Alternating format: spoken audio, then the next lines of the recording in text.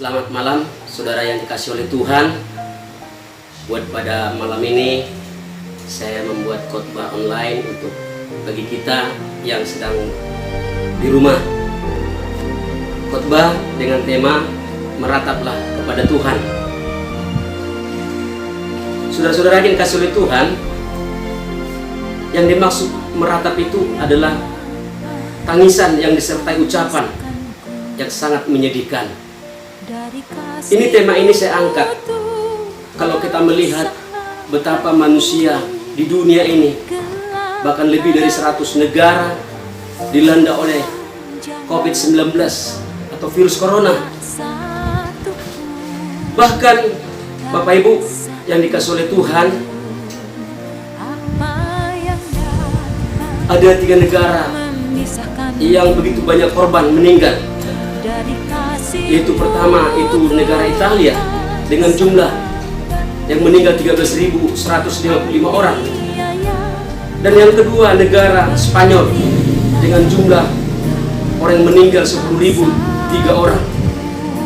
Dan yang ketiga Amerika Serikat, yaitu dengan jumlah meninggal yaitu 137 orang. Ini sangat membuat manusia dalam keadaan ketakutan. Mereka bingung dengan keadaan ini. Maka banyak negara melakukan kebijakan, yaitu dengan lockdown ataupun karantina. Di Indonesia sendiri kita lihat sudah Bapak Ibu lebih 200 orang yang sudah meninggal. Hal ini membuat manusia semakin ketakutan. Bahkan pemerintah sudah membuat satu kebijakan, yaitu PSBB, pembatasan sosial berskala besar. Artinya apa? Oh, kita dianjurkan oleh pemerintah untuk mengurangi melakukan kegiatan yang bersifat sosial, yaitu dengan menganjurkan kita berada di dalam rumah. Dengan situasi keadaan ini, sebenarnya apa yang mau kita lakukan ketika saat kita di rumah? Apakah kita hanya tetap selalu main game atau main Facebook dan sebagainya? Dan untuk itulah, dalam keadaan virus corona yang merajalela, yang menyerang, yang membuat orang terpapar, tidak memandang jabatan maupun usia. Saudaraku, kita diingatkan oleh peristiwa ini. Kalau kita baca di dalam firman Tuhan, di dalam 1 Korintus 2 ayat 9, di sana dikatakan firman Tuhan, saudara-saudara, tetapi seperti ada tertulis, apa yang tidak pernah dilihat oleh mata dan tidak pernah didengar oleh telinga dan yang tidak pernah timbul di dalam hati manusia, semuanya disediakan Allah untuk mereka yang mengasihi Dia. Saudaraku, ketika virus corona berkembang, manusia tercengang dan tidak pernah mendengar adanya virus corona dan tidak pernah melihat bagaimana jenisnya virus corona itu. Tapi sesungguhnya ada suatu rencana di dalam kehidupan manusia yang direncanakan oleh Allah. Dikatakan dalam firman Tuhan ini 1 Korintus 2 ayat 9 ini, semuanya disediakan Allah untuk mereka yang mengasihi Dia. Sebenarnya Tuhan Allah itu sangat mengasihi manusia, dan Tuhan tidak akan mau manusia itu melupakan Tuhan di dalam kehidupannya. Jadi saudaraku dikasih oleh Tuhan, firman Tuhan ini kita diingatkan, bukan berarti Tuhan mau menghukum kita, tapi Tuhan Allah mengasihi kita supaya kita diselamatkan, tidak pernah melupakan kebaikan Tuhan di dalam kehidupan kita. Saudaraku, dengan keadaan kehidupan sekarang ini yang melanda dunia bahkan Indonesia, apakah kita sudah merenung Apakah kita sudah meratap? Mungkin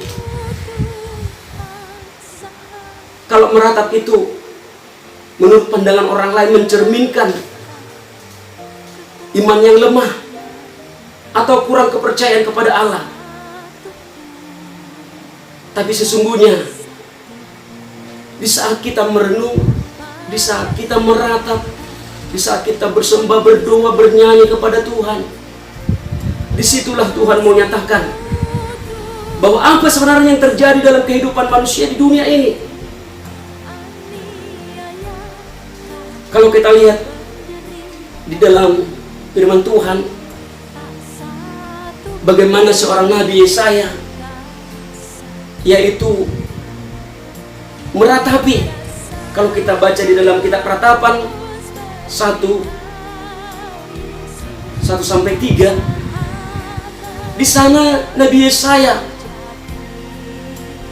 meratapi yang terjadi di sekelilingnya. Bukan berarti Nabi Yesaya ikut menderita, tidak. Tapi dia sebagai Nabi Allah, sebagai kekasih Tuhan, dia melihat di sekelilingnya, merasa bahwa sesuatu ada yang terjadi yang begitu besar, yang menimbulkan, membuat manusia menderita dan sengsara. Jadi adapun alasan Nabi saya meratapi keadaan yang terjadi di Yerusalem, yang pertama yaitu penduduk Yehuda telah dijadikan tawanan. Coba bayangkan saudara yang kasih oleh Tuhan, manusia yang berkuasa menawan orang-orang yang tidak mempunyai kemampuan, orang-orang yang lemah, yang begitu menderita. Apakah ini akan terjadi seperti itu?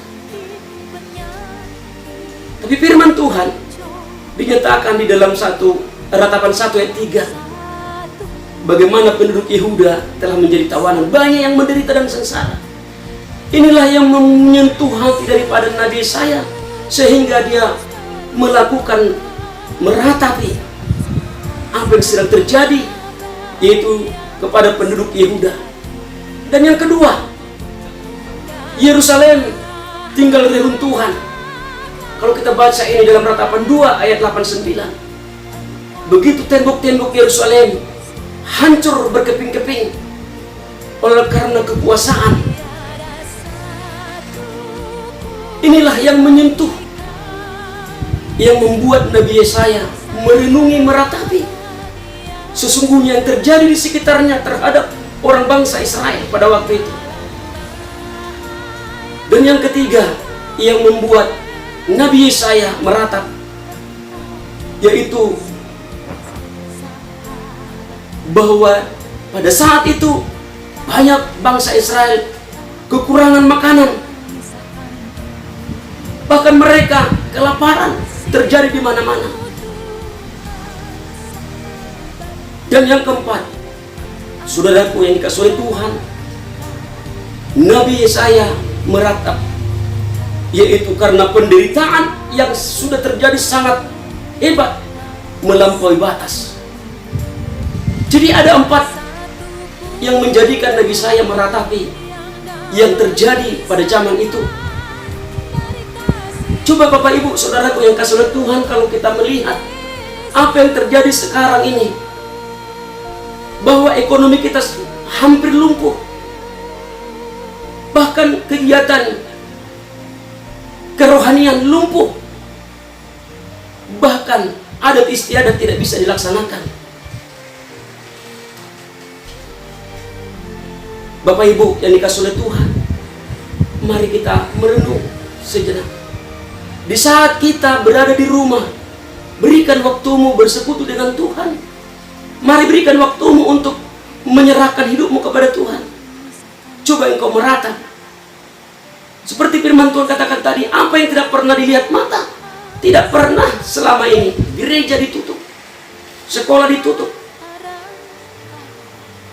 dan apa yang tidak pernah kita dengar, terjadi kematian di mana-mana, dokter, perawat mati.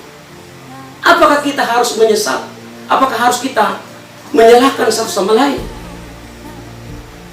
Firman Tuhan berkata tadi dalam 1 Korintus bahwa sebenarnya Tuhan masih mengasihi kita. Tuhan masih ingin menyelamatkan kita dari keadaan kita yang selama ini, Bapak Ibu dikasih oleh Tuhan.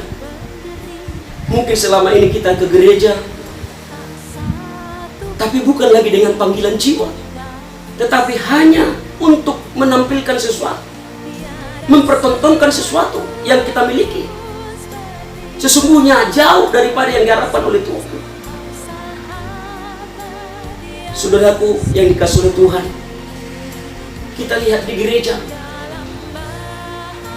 di sana sibuk dengan mencari jabatan, sibuk mencari nama baik, sibuk mencari uang, bahkan mencari kehormatan. Inikah yang diinginkan Tuhan dari kehidupan manusia? Kita berpikir, saudaraku, apa yang sedang terjadi ini? Mari kita merendahkan diri di hadapan Tuhan. Kalau kita baca di dalam firman Tuhan, di dalam Matius 5 ayat 20, maka aku berkata kepadamu, jika hidup keagamaanmu tidak lebih benar daripada hidup keagamaan ahli-ahli Taurat dan ahli-ahli Farisi, sesungguhnya kamu tidak akan masuk ke dalam kerajaan surga. Inilah bentuk kasih sayang Tuhan, sehingga ini semua terjadi supaya kita kembali kepada panggilan Tuhan. Kita melupakan jabatan, kita melupakan keegoisan, tapi kita kembali. Mungkin selama ini kita ke gereja, yaitu hanya seperti orang-orang Farisi dan ahli Taurat.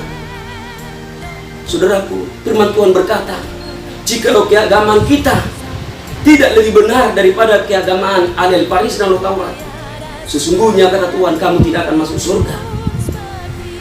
Kerinduan Tuhan di dalam kehidupan kita semua masuk surga. Tetapi kalau kehidupan kita di dalam beribadah, di dalam kita memuji Tuhan hanya dengan mencari nama, menampilkan pakaian dengan segala kemewahan yang kita miliki, sia-sialah semuanya ibadah kita. Saudaraku yang dikasihi oleh Tuhan, kita mengerti dan paham banyak firman Tuhan menunjukkan bahwa sikap orang Farisi, mereka itu selalu melakukan sesuatu dengan mengataskan nama agama. Mereka pintar dan paham betul itu firman Tuhan, tetapi mereka tidak melakukannya. Bahkan salah satu karakter daripada orang Farisi, yaitu mereka hidup dengan panat kehidupan keberpura-puraan. Sesungguhnya tidak seperti itu. Mereka menginginkan penampilan di hadapan manusia, tetapi kalau dalam hatinya mereka jauh dari hadapan Tuhan. Inilah mungkin saudara-saudaraku, virus corona ini yang telah dianjurkan pemerintah supaya kita diam di rumah saja. Bukan berarti kita hanya main game atau menonton televisi atau kita main Facebookan atau internetan, tapi coba kita satukan keluarga kita untuk bersekutu dengan Tuhan. Sesungguhnya sebagai anggota gereja, sebagai hamba Tuhan, mari kita, apa sesungguhnya yang sudah terjadi di dalam kehidupan keagamaan kita. Dalam firman Tuhan ini, Tuhan menginginkan kita meninggalkan, yaitu karakter-karakter orang Farisi dan orang Sadusi. Kalau hanya seperti itu yang kita tampilkan, betapa malangnya hidup kita.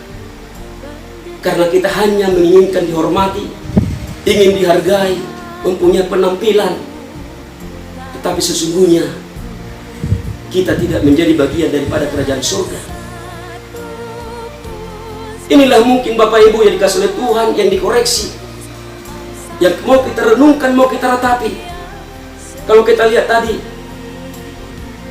apakah kita sudah pantas meratapi dengan keadaan virus corona ini? Kalau kita tadi melihat Nabi Yesaya meratapi, di sana menjadi tawanan, terjadi kelaparan, terjadi kematian, bahkan penderitaan melebihi batas. Saya yakin, saudaraku, semenjak dunia ini diciptakan Tuhan, tidak ada seperti ini terjadi sebelumnya. Tapi saudaraku, biarlah lewat virus corona ini kita merenung, meratapi bagaimana kita sesungguhnya di hadapan Tuhan. Tuhan menginginkan kita kembali kepada panggilan Tuhan dalam kehidupan kita, menjadi saksi-saksinya, menjadi surat Kristus, bukan dengan segala keangkuhan, bukan dengan segala kesombongan yang dimiliki oleh kemampuan manusia. Bahkan dunia bingung ketika banyak bangsa-bangsa yang mempunyai kemampuan tidak mampu bagaimana itu memberantas virus corona. Saudaraku, kita kembali kepada Sang Pencipta kita, kembali kepada Tuhan kita, supaya kita meratapi, sesungguhnya Tuhan, aku ini bukan sebagai hamba yang layak. Dan kita berkata, Tuhan, aku bukan sebagai jemaat yang baik. Mari saudaraku dikasih oleh Tuhan, kita mengintrospeksi diri kita, supaya kita benar di hadapan Tuhan. Saudaraku dikasih oleh Tuhan, kalau kita melihat yaitu Daud, saudaraku, ketika dia mengalami suatu masalah, nyawanya terancam mau dibunuh oleh yaitu Saul, dia dikejar-kejar, dia bingung. Tapi kalau kita baca saudaraku di dalam 1 Samuel 22 ayat 1 sampai 3, kemanakah Daud berlari? Di dalam firman Tuhan itu dalam 1 Samuel 22 ayat 1 sampai 3, Daud di dalam segala persoalan permasalahan yang dihadapi, dia pergi ke gua-gua Adulam, yaitu suatu gua yang begitu jauh di atas bukit. Saudaraku dikasih oleh Tuhan, disinilah gua Adulam, inilah tempat di mana Daud meratapi segala masalah. Dia menyerahkan hidupnya kepada Tuhan di dalam gua Adulam ini. Saudaraku dikasih oleh Tuhan, Daud mulai menyerahkan hidupnya, berdoa, bernyanyi, merenungkan. Ya. Di gua Adulam inilah Daud membangun imannya, supaya dia mampu dan kuat menghadapi masalah, tantangan yang menghantui kehidupannya atas iri hati yang terjadi dalam kehidupan yaitu Raja Saul. Saudaraku dikasih oleh Tuhan, di gua Adulam ini adalah tempat orang-orang yang bermasalah, orang-orang berdosa, orang-orang yang frustrasi, orang-orang yang terluka hatinya, dan orang-orang yang mengalami kesusahan. Itulah gua Adulam. Saudaraku, di gua Adulam ini manusia-manusia yang bermasalah ada sekitar 400 orang. Tetapi Daud tampil dan menguatkan imannya bagi yang 400 orang ini. Bapak Ibu dikasih oleh Tuhan, jikalau kita saat ini disuruh kita tinggal di rumah, mungkin dalam persoalan kita, segala masalah anak-anak kita, masalah suami istri yang selama ini tidak pernah kita pikirkan, mari kita coba meratapi dan merenung. Saudaraku, meratapi dengan tangisan dan ucapan penyesalan yang dari lubuk hati kita yang paling dalam, sehingga kita nantinya akan diperbarui oleh Tuhan. Nanti ketika saat virus corona sudah selesai atau sudah punah dari bumi ini, bahkan dari Indonesia, kita semakin kuat. Sehingga virus corona ini membuat kita semakin teguh, semakin iman kita semakin bertumbuh dengan kita merenung dan meratapi apa sebenarnya yang terjadi dalam hidup ini. Mungkin di luar sana berkata ini peristiwa biasa saja, itu gejala alam, itu hal yang lumrah, bisa saja. Tapi sebagai anak Tuhan, saya mengajak kita, mari kita meratap, mari kita bersekutu dengan Tuhan. Saudaraku dikasih oleh Tuhan, ketika nanti virus corona sudah hilang, maka kita akan mampu membuat suatu pembaharuan, yaitu di dalam kehidupan kita. Karena kita sudah menang dari peperangan virus corona ini. Seperti apa yang telah dilakukan oleh, yaitu Raja Asa terhadap bangsa Yehuda dan bangsa Benyamin. Kalau kita baca, Bapak Ibu, saudara-saudaraku yang terkasih dalam nama Tuhan, di dalam 2 Tawarik, di dalam 2 Tawarik 15 ayat yang ke-9,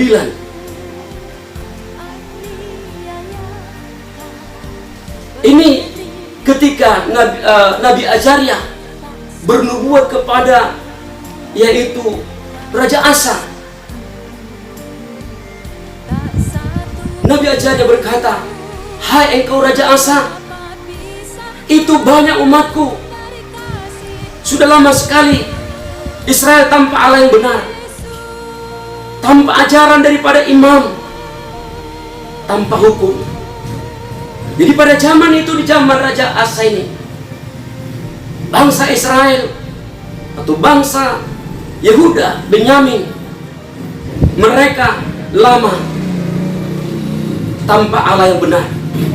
Mungkin juga pada saat ini juga bangsa-bangsa di dunia ini, mereka punya agama tapi tidak agama yang benar.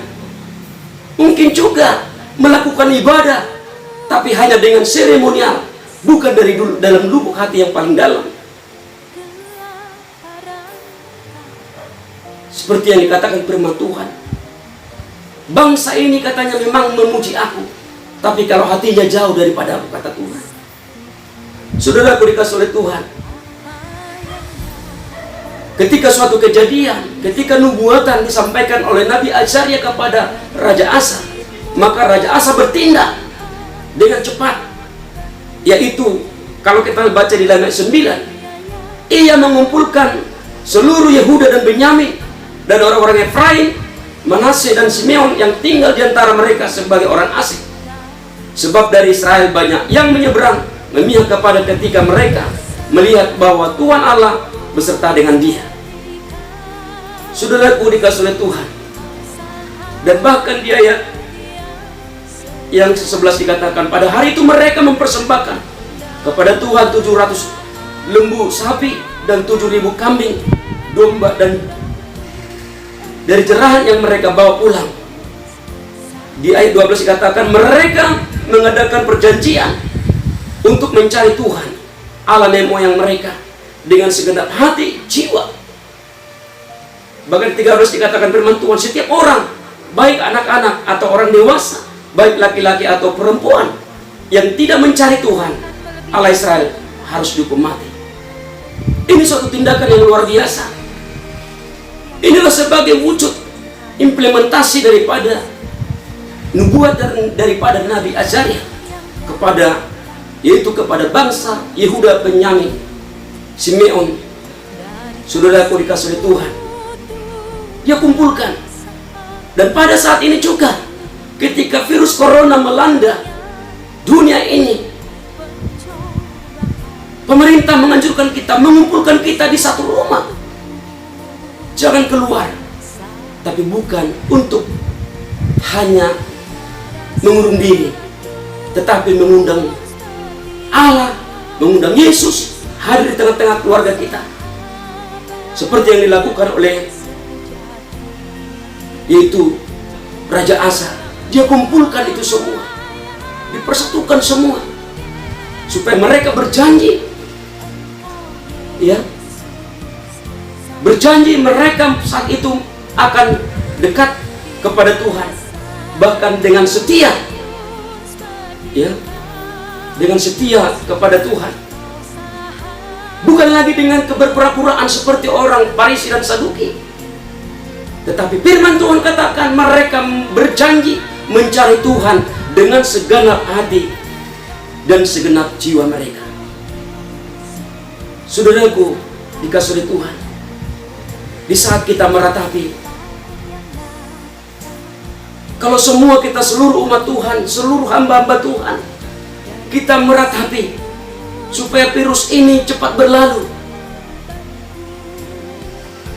Jangan sampai terjadi seperti yang di Spanyol, Italia, yang sudah ribuan orang sudah meninggal dunia. Supaya Tuhan hentikan ini, mari kita semua meratap, menyerah seluruh kehidupan kita kepada Tuhan. Jangan lagi kita seperti orang Saduki, orang Farisi, seperti ahli Taurat. Tapi marilah carilah Tuhan dengan segenap hatimu, dengan segenap jiwamu. Itulah yang Tuhan inginkan dari kehidupan kita di saat virus ini membuat kita di rumah. Sehingga di saat virus ini terjadi, tapi ada berkat sesuatu yang luar biasa yang kita terima. Terjadi suatu perubahan di tengah-tengah sidang jemaat Tuhan, di dalam hamba-hamba Tuhan. Semuanya menyatukan diri, menyatakan, Engkaulah Tuhan di dalam hidup kami. Saudaraku dikasih oleh Tuhan, pada saat ini juga, di saat kita menangis, di saat kita mencucurkan air mata, di saat kita bersedih, tidak mampu melakukan apa-apa, mungkin kehidupan kedepannya lebih parah lagi, mungkin negara kita ini akan di lockdown.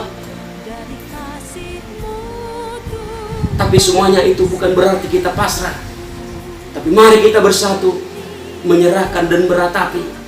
Kita koreksi, introspeksi diri. Layakkah aku sebagai hambamu? Layakkah aku sebagai jemaatmu? Kalau memang itu kenyataannya, mari kita melakukan pembaharuan seperti yang dilakukan oleh Raja Asa terhadap bangsa Yehuda, bangsa Benyamin. Saudara-saudara Tuhan, sehingga apa yang dikatakan dalam firman Tuhan di dalam kitab Wahyu 21, saudaraku, kitab Wahyu 21 ayat yang keempat, dan ia akan menghapus segala air mata dari mata mereka, dan maut tidak akan ada lagi. Tidak akan ada lagi perkabungan, atau ratap tangis, atau duka cita, sebab segala sesuatu yang lama telah berlalu. Ini suatu harapan. Tidak selamanya kita mencucurkan air mata, dan tidak selamanya kita meratapi, dan tidak selamanya kita dalam berkabung, tidak selamanya kita menangis, dan tidak selamanya kita berduka. Percayalah kepada firman Tuhan dalam kitab Wahyu ini. Yang lama telah berlalu. Saudaraku, sampai kapanpun virus corona ini, tapi mari kita meratap kepada Tuhan, supaya Tuhan singkirkan ini, sehingga virus ini biarlah hangus oleh karena kekuatan dan kuasa Tuhan. Mari kita menyerahkan hidup kepada Tuhan. Mari kita menyadari keadaan yang semakin membuat kita takut. Tapi percayalah, firman Tuhan berkata, jangan engkau takut, karena aku menyertaimu kemanapun engkau pergi. Bahkan di dalam kitab Mazmur 91, di sana dikatakan, walaupun 1000 lebah di sisimu, bahkan 10.000 di kananmu, namun aku akan melihat, dan kita tidak akan rebah. Saudaraku dikasihi oleh Tuhan, ini suatu firman benar-benar dituntut iman yang sungguh luar biasa. Jangankan 10.000, satu orang saja rebah di samping kita, mungkin kita ketakutan kalau kita tidak ada bersama dengan Tuhan. Tetapi sekalipun dunia ini banyak yang rebah, seperti yang terjadi di Spanyol dengan Italia, bahkan 10.000,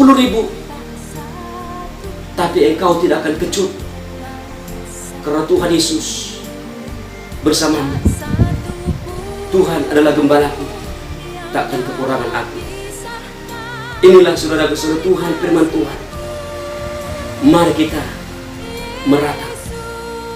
Dengan meratap kita menyingkirkan segala keangkuhan, menyingkirkan segala kesombongan, menyingkirkan segala apa yang kita miliki. Karena ketika Tuhan menjadikan kita dunia ini, kita tidak membawa apa-apa. Tapi percayalah, orang percaya akan diselamatkan. Haleluya. Amin.